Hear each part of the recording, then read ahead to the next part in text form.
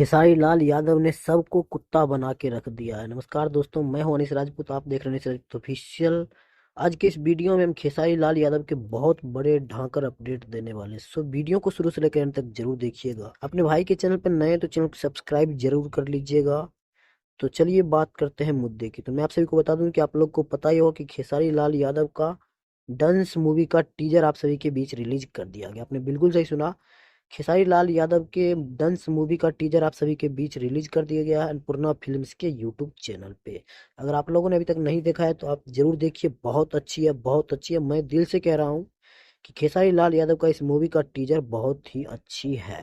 और यहाँ तक ही नहीं, खेसारी लाल यादव का इस मूवी के टीजर में जो दिखाया गया है, इस हिसाब से लगता है कि मूवी काफी खतरनाक होने वाला है, क्योंकि इस मूवी में बिल्कुल अलग कहानी है, बिल्कुल अलग विलन है, अलग एक्शन है, अलग रेड्यूसन है, हर एक चीज अलग अलग है। इस टीजर में हीरोइन का कोई सीन नहीं दिया गया है, नहीं तो मैं वो भी बता पाता। खैर, और जैसे ही ये मूवी रिलीज होगी तो पूरी तरह से गर्दा मचा के रख देगी।